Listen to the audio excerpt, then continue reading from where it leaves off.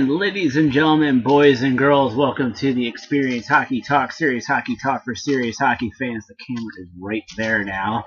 It's not up here, it's right there. Hence the different perspective of the room.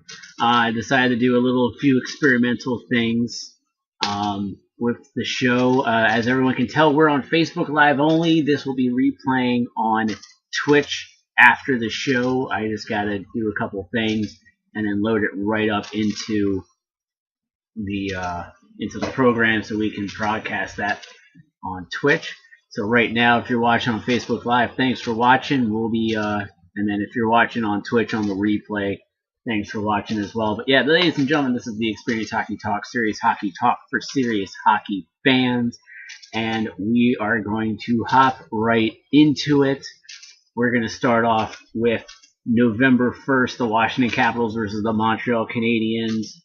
That game, it was a battle of two fourth-place teams in their respective divisions at the time. The Washington Capitals and Montreal Canadiens are going to be looking to improve their standing within their divisions. The Capitals are coming off two lackluster games against Edmonton and Calgary, while the Canadiens will be looking for their sixth win in 9 games. The lineup for the Capitals had Alex Ovechkin, Evgeny Kuznetsov, and Jacob Vrana. Andre Burakovsky, Nicholas Backstrom, and TJ Oshie, Chandler Stevenson, Lars Eller, and Brett Connolly, Dmitry Yaskin with Nick Dowd and Devontae Smith-Pelly. On D, Dmitry Orlov, Matt Niskanen, and Michael Kempney with John Carlson, Christian Hughes with Madison Bowie, and Braden Holtby starting in net. Also, this would be the first game that Brooks Orpik would miss due to a lower body injury. Keys for the Capitals was that the Capitals would need to play a full 60 minutes. The Capitals need to come into this game and play a full 60 minutes. They barely showed up in Edmonton, and they coasted through their game in Calgary, and it wasn't acceptable. The Capitals need to play a full 60 minutes if they hope to win tonight, or on November 1st in Montreal. For the Canadiens, their lineup was Tomas Tatar with Philip Deneau and Brandon Gallagher, Jonathan Drouin with Max Domi and Charles Hudon, Arturi Lehkonen with Jesperi Kotkaniemi and Joel Armia, Nicolas Deslauriers with Matthew Pecker and Andrew Shaw. On defense, they had Jordy Ben with Jeff Petrie, Mike Riley with Noah Juleson, Xavier Ouellet with Victor Met, and Carey Price in net. In the first period at 2:28, Jesperi Kotkaniemi would score his first career NHL goal, assisted by Joel Armia. Then at 6:16, Lars Eller would score his second of the season from Matt Niskanen and Chandler Stevenson. Then 8:23, Brendan Gallagher would get 2 minutes for roughing, as well as Evgeny Kuznetsov for 2 minutes for roughing. At the end of the first period, we tied 1-1. Shots were 18-13 in favor of Montreal. Faceoffs were tied at 6 apiece, and hits were 12-10 in favor of the Caps, and neither team had a power play in the first period. Analysis for the Capitals: this was an okay period for the Capitals. Definitely not the start. Definitely did not start this game as they looked overwhelmed by Montreal's speed, and at one point was being outshot 10-3. However, with Braden Holtby's stellar play and a solid shift by the third line, which resulted in a goal and some really solid 4-on-4 play, the Capitals were able to get themselves back into this game. What the Caps need to do is they need to start the next two periods much better than they started the first period. Also, the Capitals need to continue to keep forcing the play in the Canadian zone and clean up their own play in front of Holtby and not let the Canadians cut through the middle. Then going into the second period, what did I say? They needed to start the second period much better. 32 seconds in, Brendan Gallagher scores his 8th of the season from Tomas Tatar, and then at 3:06, Brendan Gallagher would score again from Tomas Tatar and Philip Deneau. Then at 6:49, Alex Ovechkin would score his 9th of the season from Evgeny Kuznetsov and Jacob Vrana. Then at 7:59, Lars Eller would score his 3rd of the season from Brett Connolly. Then at 12:53, Alex Ovechkin would score his 10th of the season and 2nd of the game from Dmitry Orlov and Matt Niskanen. And then at 16:16, Evgeny Kuznetsov would get 2 minutes for holding. And then at 19:57, Lars Eller would get 2 minutes for interference. At the end of the second period, Washington would be up 4-3. Shots were 27-26 in favor of the Canadiens. Faceoffs were 18-13 in favor of the Capitals. Hits were 16-21 in favor, or 21-16 in favor of the Canadiens. And then on the power play, the Canadiens were 0-for-1 with their second one 3 seconds in. This period did not start well for the Capitals, but they finished it strong. Capitals scored 3 unanswered goals after Brendan Gallagher scored back-to-back goals in the first 3 minutes of the period. and force to play in the Canadian zone. What they need to do is the Caps need to play a strong 20 minutes to close out the Canadians. They need to kill off this late penalty by Lars Eller and use that momentum to take it to the Canadians.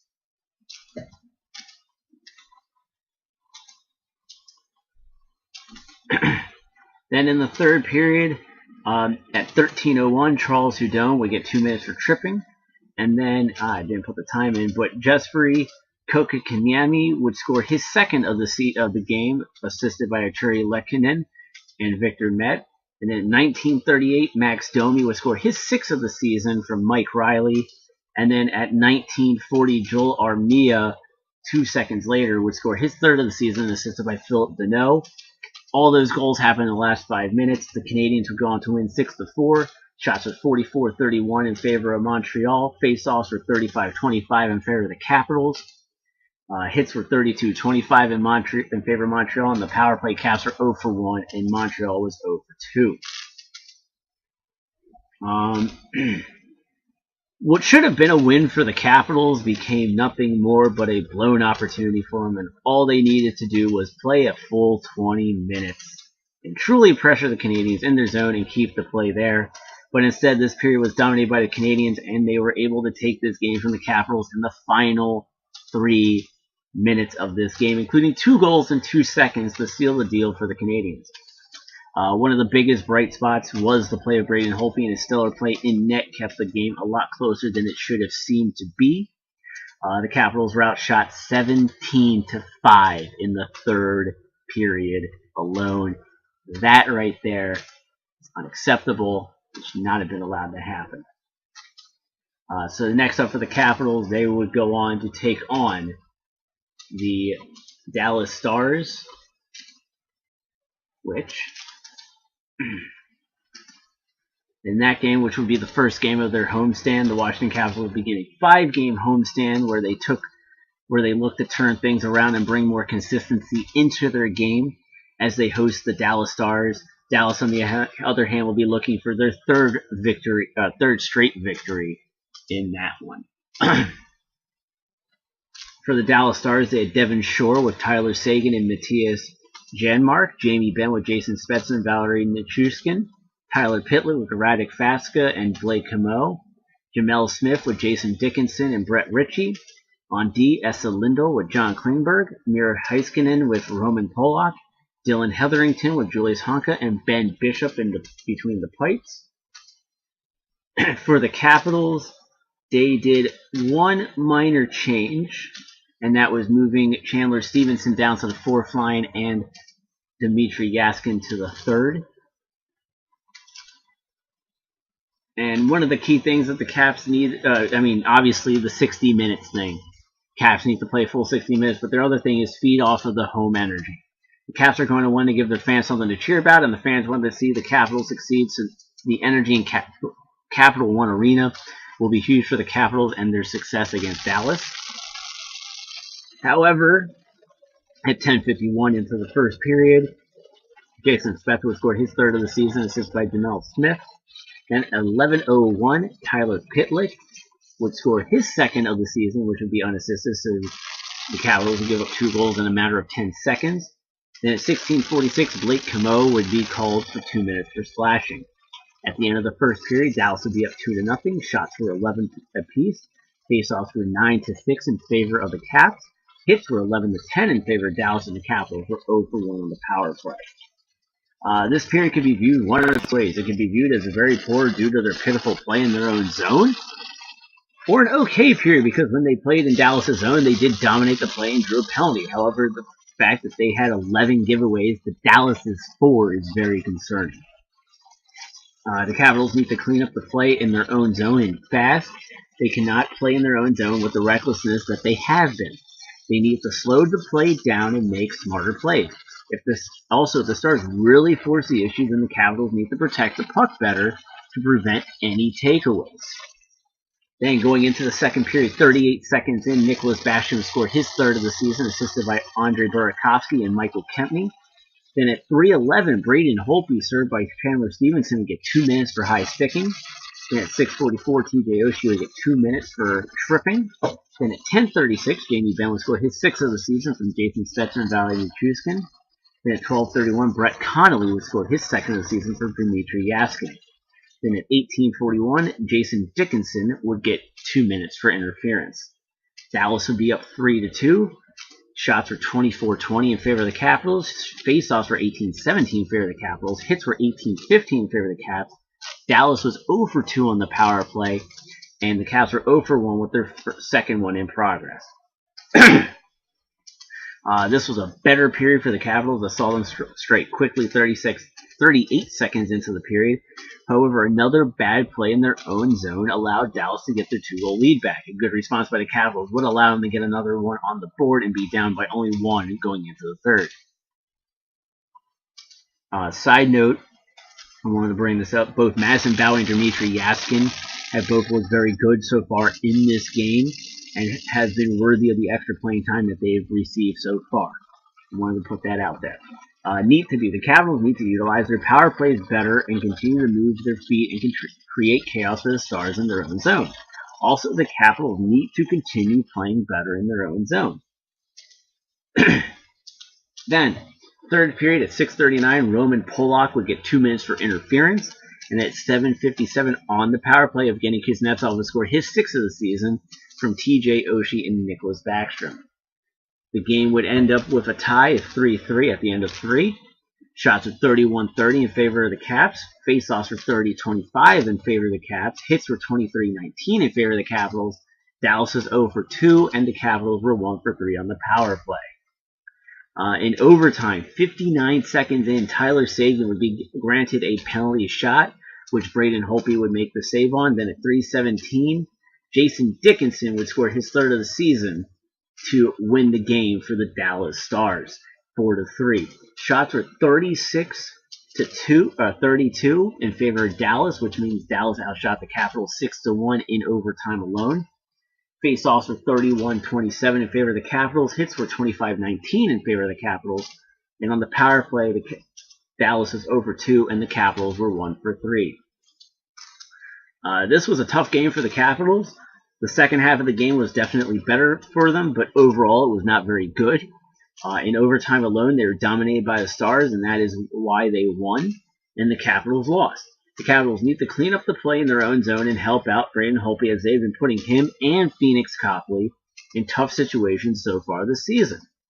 The Capitals need to really get their game together, as they are going into a stretch where the challenges are going to be there and in their face. And of course, next up for the Washington Capitals would be the Edmonton Oilers, which was the game last night. Oof, I don't like the look of that. I gotta fix that. For the Oilers, in their lineup, they had Ryan Nugent-Hopkins with Connor McDavid and Drake Kagulia. Tobias Ryder with Leon Draisaitl and Alex Chiasson. Milan Lucic with Ryan Strome and Jesse Puljujärvi. Yoshar Kari with Kyler Brodziak and Zach Kassian. Oscar Klefbom with Adam Larson. Darnell Nurse with Chris Russell. And Jason Garrison with Matt Benning. And Cam Talbot starting in goal. For the Capitals, they had Alex Ovechkin with Evgeny Kuznetsov and Dmitry Yaskin. Chandler Stevenson with Nicholas Backstrom and TJ Oshie. For Andre Burakovsky with Lars Eller and Brett Connolly. Jacob Vrana with Travis Boyd and Devontae Smith-Pelly. Dmitry Orlov with Matt Niskanen, Michael Kempny with John Carlson, Christian Jews with Madison Bowey, and Phoenix Copley in goal. And then at 2:44, it would be Jacob Vrana scoring his 4th of the season, assisted by Devontae Smith-Pelly and Travis Boyd. Then at 5:44, 3 minutes exactly later, Devontae Smith-Pelly would score his 2nd of the season, assisted by Travis Boyd. Then at 6:13, Matt Niskanen would get 2 for hooking, and at 9:04, Alex Ovechkin would get 2 for slashing. On that second power play opportunity at 10:24, Connor McDavid would score his 10th of the season from Oscar Klefbom and Ryan Nugent-Hopkins. Then at 18:03, Leon Draisaitl would get 2 minutes for slashing. Wow, it really undid all my formatting. Why? One of those moments. At the end of the first period, it would be Washington 2, Edmonton 1. Shots were 12-1 in favor of Edmonton. Faceoffs were 11-9 in favor of Edmonton. Hits were 6-3 in favor of the Caps, and on the power play, Edmonton was 1-for-2, and the Caps were 0-for-1. The analysis for this was that the Capitals came out flying and scored 2 quick ones, but then they would take 2 bad penalties that the Oilers would use to get themselves back into this game. I especially like Dmitry Yaskin on the first line and Jacob Vrana on the fourth line. The Capitals need to stay out of the penalty box. Edmonton is dangerous on the power play and proved it on their second opportunity. Also, the Capitals need to keep pressuring the Oilers in their zone. In the second period at 8:11, TJ Oshie would score his 7th of the season from Nicholas Backstrom and John Carlson. Then at 8:38, Devontae Smith-Pelly would get 2 minutes for delay of game. At 10:41, Leon Draisaitl will get his 8th of the season from Adam Larson and Ryan Nugent-Hopkins. Then at 12:24, Adam Larson would get 2 minutes for slashing. And then on that power play at 13:09, Alex Ovechkin scored his 11th of the season from John Carlson and Evgeny Kuznetsov. The Capitals would be up 4-2 after that period. Shots were 22-21 in favor of Edmonton. Faceoffs were 25-20 in favor of Edmonton. Hits were 16-8 in favor of the Capitals, and on the power play, Edmonton would be 1-for-3 and the Caps are 1-for-2. This was an even period for the Capitals. They were able to get 2 more goals this period and were able to do a much better job on their second power play. The Capitals, however, need to close out this game. The third period has been their worst period lately, and they need to play with urgency and need to stay out of the penalty box. And then going into the third period, the only thing that happened was at 18:57 when Nicholas Backstrom would get 2 minutes for boarding. Caps would go on to win this one 4-2. Shots were 33-23 in favor of Edmonton. Faceoffs were 36-26 in favor of Edmonton. Hits were 25-16 in favor of the Caps. And on the power play, Edmonton would be 1-for-4 and the Caps were 1-for-2. Despite being outshot by Edmonton 11-2 in the third period, the Capitals did play a more solid third period than we have seen in the past few games. However, the Capitals will need to be at the top of their game come tomorrow when they take on the arch-rival Pittsburgh Penguins. And note to self, need to reformat that entire article because WordPress did whatever it did. So what I'm going to do now is we're going to do a quick commercial break. I'm going to get the next thing set up real quick because I kind of had to rush it because train was running late today, so I had some issues. So I'm going to go to a quick commercial break. When we come back, we will do NHL News and Notes.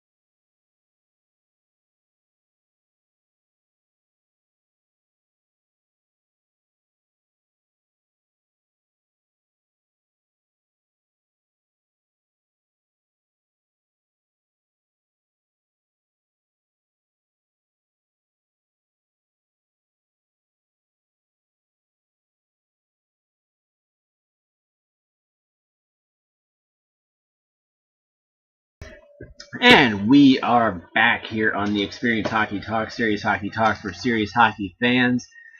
And I guess the experiment of doing Facebook Live first and then doing Twitch later is working for serious streaming for serious fans.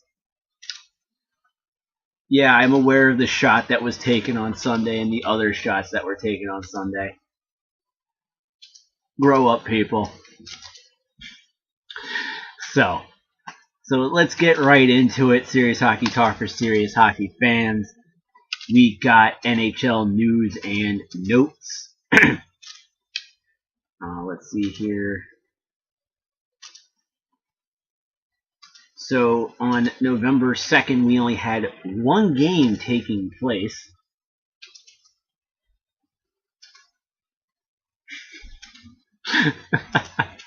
We had only one game take place last Wednesday, and that was Vancouver hosting Chicago. The Canucks would actually rally past the Blackhawks to move in the first place in the Pacific Division. Jake Virtanen had 2 goals and tied the game twice, and Brendan Gaunce scored the go-ahead goal with 10:37 left in regulation as the Canucks rally past the Blackhawks and improved to 8-6-0 this season. Also, November 1st, the 20th annual Hockey Fights Cancer Initiative began. And then also on November 1st, Canucks rookie Elias Pettersson was named the Rookie of the Month for the month of October. Pettersson, who led all rookies with 7 goals and 10 points in 8 games, has been named the NHL Rookie of the Month for October. Pettersson edged Ottawa Senators defenseman Maxime Lajoie. Anaheim Ducks left wing Max Comtois. I don't know how to say his last name. We'll figure it out when the Caps play him. Detroit Red Wings defenseman Dennis Cholowski and Chicago Blackhawks teammates Dominic Kohun and Henry Yokiharu for the honor. Pettersson, who paced rookies in goals and points despite missing 6 games due to an injury, registered a goal and assist in his NHL debut on October 3rd and 2 goals and an assist in his second outing October 6th. He became the 4th player in Canucks history to collect multiple points in his league debut and the second along with Thomas Gradin, who did it back in 1978-79. To record 5 points for his first 2 NHL appearances. And then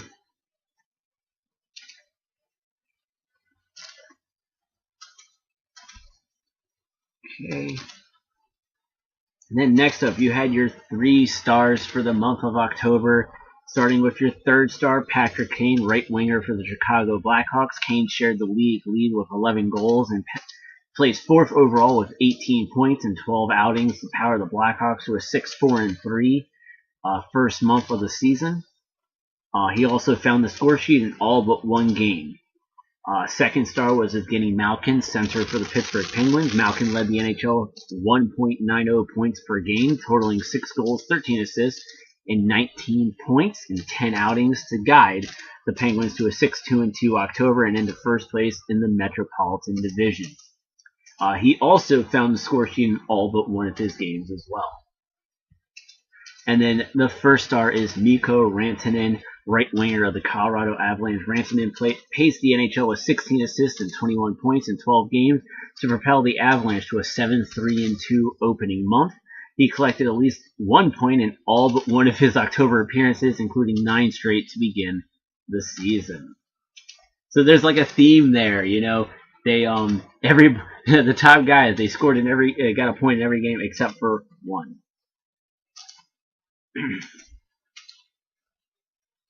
Alrighty, and then for your games on November 1st, you had Patrick Laine becoming the 2nd player to ever record a hat-trick in a regular season NHL game played outside of North America to outduel fellow countryman Alexander Barkov and lead the Winnipeg Jets past the Florida Panthers in front of a sellout crowd of 13,490 at Hartwall Arena in Helsinki, Finland.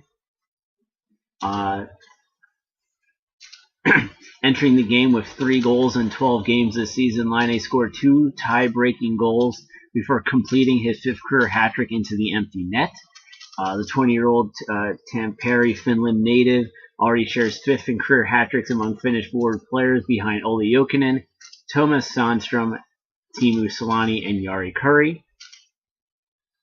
The only other hat-trick in a game played outside of North America came more than 20 years ago when Theo Fleury, who had 3 goals, 2 assists, and 5 points, factored on all 5 Flames goals in a 5-3 victory against the San Jose Sharks at Yogi Arena in Tokyo, Japan, the 4th regular season NHL game ever contested outside of North America.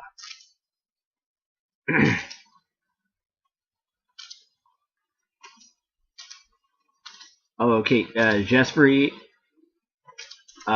Kotkaniemi netted his first 2 NHL goals, with the second tying the game at 16:56 of the third period before Max Domi tallied the winning marker with 21.8 seconds left in regulation to complete Montreal's comeback against the Capitals.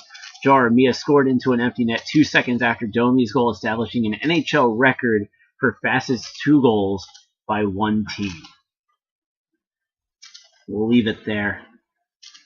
Don't need to cause more pain to Caps fans. 5-goal outburst sparks the Calgary Flames in third period rally, trailing 4-1 entering the third period. The Flames benefited from a 5-goal outburst, the rally to victory, and improved to 3-0-1 in their last 4 contests. Calgary overcame a 3-goal deficit in the third period to win for the 6th time in franchise history. However, Thursday marked only the 2nd time in which they staged such a rally to win in regulation. The first instance came nearly 40 years ago on December 31st, 1978 at the New York Rangers.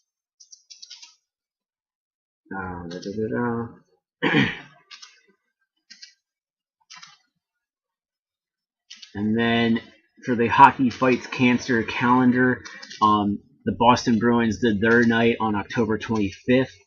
And then on November 3rd, it was Los Angeles, Montreal, and Nashville. November 4th was Anaheim. Yesterday was Pittsburgh. Tonight is Tampa Bay. Next week will be the Washington Capitals. They will be doing their Hockey Fights Cancer night on Friday night.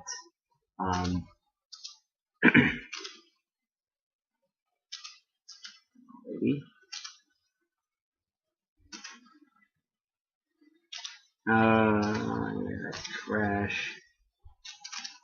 For the record, I understand this whole thing with gambling, but I'm anti-gambling, and I'm totally not cool with the FanDuel and the MGM resorts and all this other nonsense. I think it's stupid. I don't like it. You know, it's asking for trouble, and it's going to bring trouble.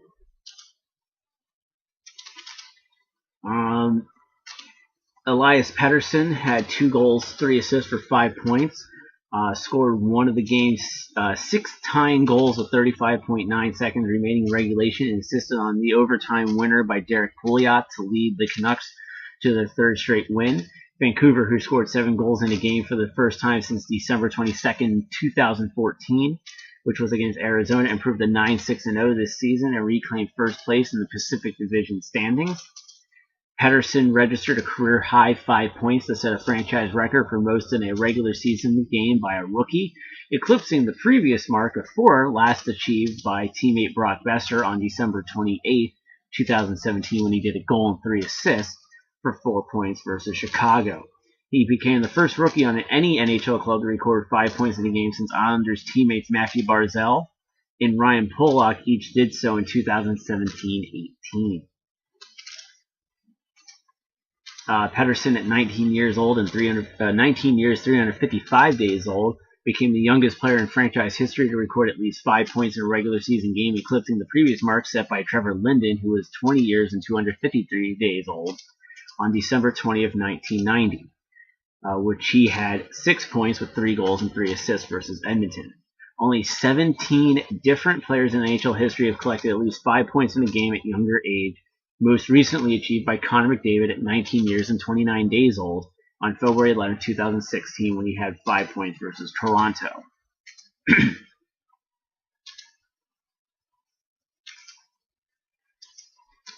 Brad Richardson scored his league-leading 3rd shorthanded goal of the season, and Michael Grabner tallied 77 seconds in overtime as the Coyotes extended their win streak to 5 games, the longest active in the NHL.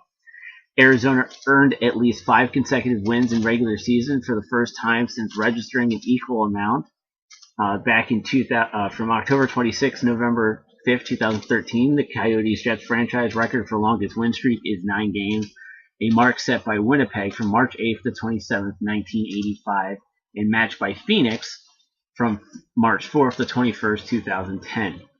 Richardson, meanwhile, became the 21st different player in NHL history to score at least 3 shorthanded goals through his team's first 12 games in the season. Only 3 of those players had 4 shorthanded goals through 12 games, which were Chuck Lefley in 1975-76 with St. Louis, Butch Goring from 1982 to 83 with the Islanders, and Joe Sakic in 1998-99 with Colorado. The Coyotes have scored a league-leading 7 shorthanded goals this season, including at least 1 in each of their last 4 games. Arizona established a franchise record for most consecutive games with at least 1 shorthanded goal, eclipsing the previous mark of 3 contests set by the Winnipeg Jets from March 23rd to 29th, 1985. The Coyotes became the 5th team in NHL history to score at least 7 shorthanded goals for their first 12 games of the season, joining the Flyers in 1973-74, Blues in 75-76, Oilers in 88-89, and Blues again in 1993-94. In the third and final NHL Global Series game of 2018-19, Mike Hoffman scored the first of 3 unanswered goals as the Florida Panthers rallied from a 2-1 deficit to defeat the Jets in front of another sellout crowd at Hartwell Arena in Helsinki, Finland. Hoffman, who was acquired by the Panthers on June 19th, extended his point streak to a career-high 9 games. His run marks the longest point streak by a first-year Panthers player and is 4 games shy of the matching the franchise record of marks set by Pavel Bure from March 10th to April 5th, 2000. All right. And in some major NHL action on Saturday night, you had the Sabres erupt for 9 goals to split a home-and-home set with the Senators. Jason Pominville had 2 goals and assists. He scored 2 of Buffalo's 9 goals to help the Sabres split their home-and-home set with the Senators. Buffalo scored at least 9 goals in a regular season game for the first time since January 27th, 2009, when they scored 10 against Edmonton. Pominville, who was honored in a pregame ceremony for recently reaching 1,000 game milestone, extended his point streak to 7 contests. His career high for longest point streak is 10 games, a mark set from February 17th to March 5th, 2008. 21 contests have featured at least 10 combined goals in 2018-19, which is 206 games played so far. The highest such total for the first 206 games in a season since 1995-96, when there were 30.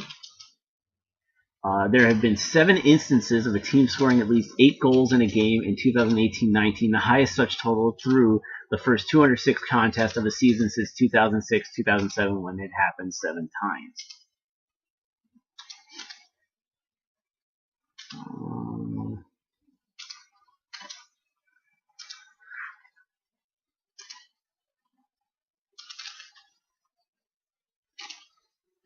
Okay. And then for Sunday, Cam Fowler completed a hat trick and Ducks win in overtime. Cam Fowler scored 36 seconds into overtime to net his first career hat trick and help the Ducks snap a 7-game slide. Fowler became the 7th defenseman in NHL history and 3rd in Ducks franchise history to cap a hat trick with an overtime goal. Also as Lubomir Wisnowski in 2011 and Hampus Lindholm in 2017. Fowler became the 54, 55, scored the 54, 55th, and 56th goals of his career, all with Anaheim, to tie Francois Beauchemin for 2nd place on the franchise's all-time list among defensemen. Scott Niedermayer, who is set to have his number 27 retired on February 17th as part of the franchise's 25-year anniversary celebrations, has the most career goals among Ducks defensemen with 60. Okay. Oh, yes. Also on Sunday, the Los Angeles Kings relieved John Stevens of his duties as the head coach of the Los Angeles Kings and named Willie Desjardins as the interim head coach of the team. So LA has a new coach. On yesterday, Winnipeg Jets forward Brendan Lemieux has been suspended for 2 games without pay for an illegal check to the head of Florida Panthers forward Vincent Trocheck during NHL game number 192 in Helsinki, Finland on Friday, November 2nd, the National Hockey League Department of Player Safety announced. The incident occurred at 14:32 of the second period. Lemieux was assessed a match penalty for an illegal check to the head. Under the terms of the collective bargaining agreement, and based on his average annual salary, Lemieux will forfeit $9,023.30. The money goes to the Players' Emergency Assistance Fund. And then yesterday, Devils forward Brian Boyle, who told NHL.com on October 24th that his cancer is in remission. Hell yes. Recorded his first career hat trick on Hockey Fights Cancer Awareness Night in Pittsburgh that helped the Devils improve to 6-5-1 this season. Boyle registered the first 3-goal game of his 12-season career.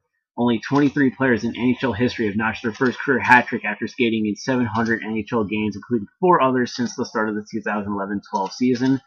Claude Giroux in 2017-18 after playing 738 games. Shea Weber in 2015-16. Brad Richards in 2012-13.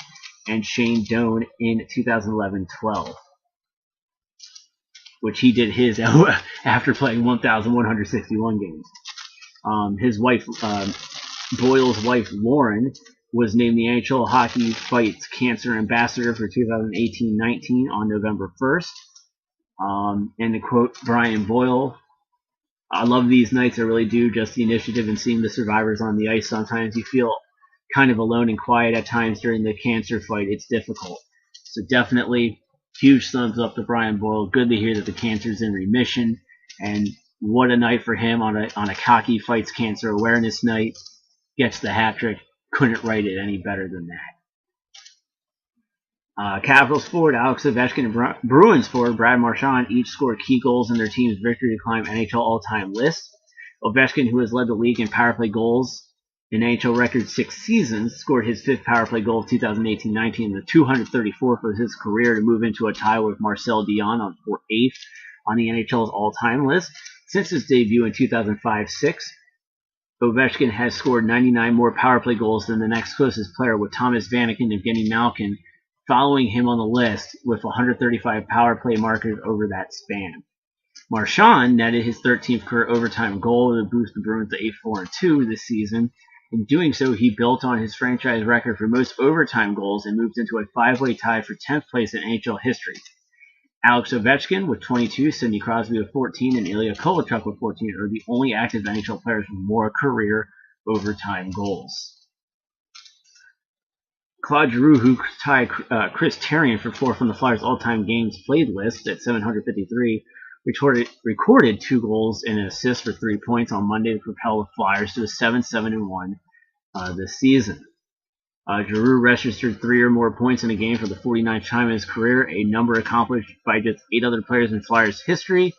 Franchise icon Bobby Clark has recorded the most 3-point games by a Flyer with 110. And that's, oops,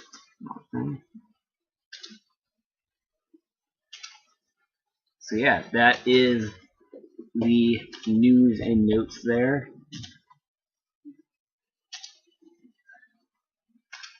So yeah, that's news and notes there. Obviously, one of the biggest things to come out today was the fact that the Chicago Blackhawks relieved Joel Quenneville of his duties as the head coach of the Chicago Blackhawks. Definitely a massive shocker. A lot of people didn't see this coming.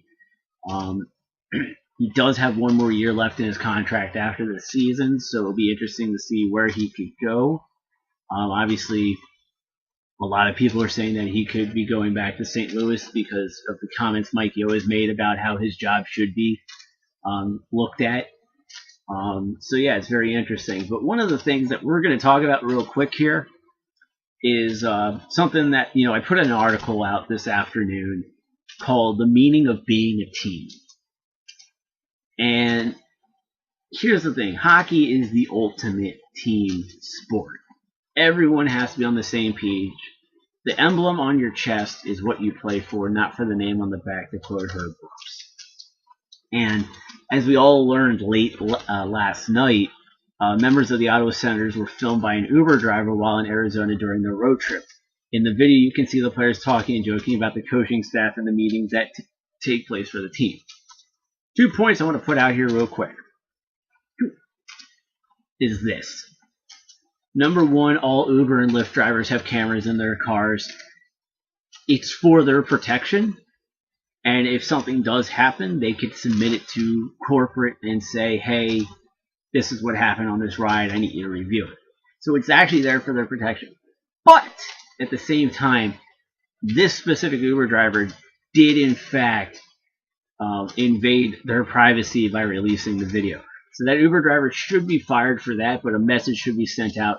Yes, use the filming for your safety to protect your ass if something happens, but don't release it to the public because stuff like this is going to happen. It put some people in some bad spot. Not like they weren't already by playing for Ottawa at this point of the game, but it's really, really bad for Ottawa because they're still going through a hard time. You know, they traded away Mike Hoffman because of the issues that his fiance was having with Erik Karlsson's wife. They traded Erik Karlsson before the season started. There's other issues going on. Craig Anderson has mentioned that he doesn't want to deal with the drama. Mark Stone has flipped back and forth between, oh, I want to be traded, no, I don't want to be traded. This team's a mess. This franchise as a whole is a mess. And this doesn't come as a major surprise that this is happening in Ottawa, given the recent, track record I just gave. But the level of dissension that we can see brewing is truly unheard of. I mean, it is common to hear of coaches or specific players like the captain lose the locker room and their support, which in effect causes change, like the changing of a captain, the changing of a coach, like we saw the day with Joe Quenneville in Chicago. But this one is much different, as it also is evident that the owner of the Senators, Eugene Melnyk, has just lost the entire organization. And, and Katie Brown, great person to follow on Twitter, good source of knowledge from her. She did a tweet that says, the Senators are a joke and everyone gets it except for Eugene Melnyk. And it's true. Now, many have asked why the NHL has not stepped in to fix the issue that is the Ottawa Senators, and the answer is rather simple. The NHL does not own the team. And unless the Ottawa Senators become a financial mess and are on the verge of folding, then the league can become involved like they have with the Arizona Coyotes and some other teams that they've done it for. And a couple others, to keep them stable until they can get new ownership. From a financial standpoint, the Senators are not poorly managed. But that still doesn't change the fact that Melnyk needs to sell the team so they can all get a fresh start. What can the NHL do? Honestly, nothing but have conversations with Eugene Melnyk and the other owners about the situation. However, there will come a point where something needs to happen with this franchise because it's just getting so ugly and so bad. How about the players on the video? What should happen with them for a situation like this? It's rather difficult. There will obviously be team-imposed punishments, most likely for the players' behavior, but for something like this, the league may not be able to do anything unless the CBA states otherwise. So you gotta look into that picture. But this also begs a bigger question from someone like me, and that is this. If you aren't happy with the team you're on, why don't you say something to those in charge of the team? It's not the league's job to fix the problem for you. You need to speak to those in charge of your team in the chain of command that's usually always set up in the locker room, which is the first problem is that you go to the captain or the assistant captains and then they deal with it and then they take it to the coach or something. Then it goes to the coach, then it goes to the general manager, then it goes to the owner. But most times, most problems, when you have an issue, you take it to the captain or the assistant captains because that's why they're there. They're there for you. You don't go behind the team's back and go to the coach and say, oh, I'm not happy about this. Or you don't go behind the team's back and the coach's back and you go to the general manager.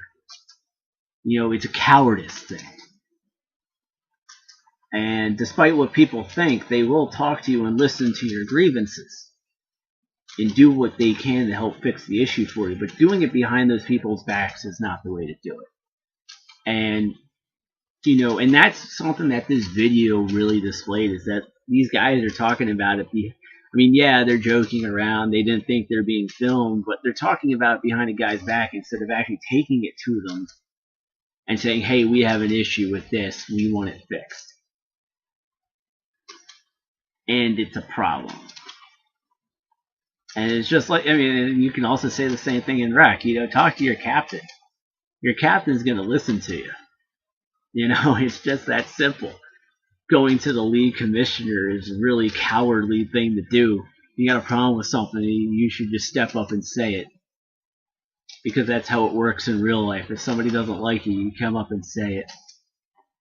So, but hopefully soon we'll see change in Ottawa. But until then, it's going to be a bumpy ride to see what happens in Ottawa. And it's sad too, because they have some promising pieces in that organization. So, but yeah, yes, that's what I mean. But yeah, so, but yeah, so this has been TXHT, Serious Hockey Talk for serious hockey fans. Go to our website, txhthockey.com. We have everything there for everyone who's been watching here on Facebook Live.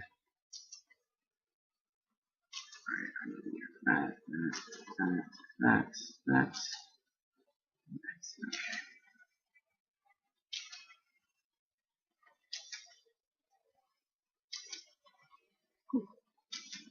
And thank you to the people who are watching the stream.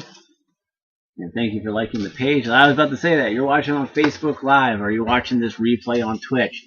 Hit the like button. Hit the follow button. You know, always be alerted when we go live. I've had a couple people reach out to me about streaming live hockey. It is being worked on. We will not have something announced probably for at least another couple weeks. We're still working out a couple things here or there. We got ideas of what we want to do, and it's just a matter of getting it put in place. And yeah, we'll have an announcement that comes up. Don't anticipate anything to start anytime soon. You got the holiday season coming up. Nobody wants to play hockey around the holidays. So with that, ladies and gentlemen, this has been the Experience Hockey Talk, serious hockey talk for serious hockey fans, minus technical issues. I love it. Anyways, txhthockey.com. Hit up on there. All of our social media stuff is up on that website. txhthockey.com. Can't say it enough. We actually have an article coming out by Arian about why the St. Louis Blues should hire Joel Quenneville. That will be up soon or tomorrow morning. And until next time, we will see you on the ice.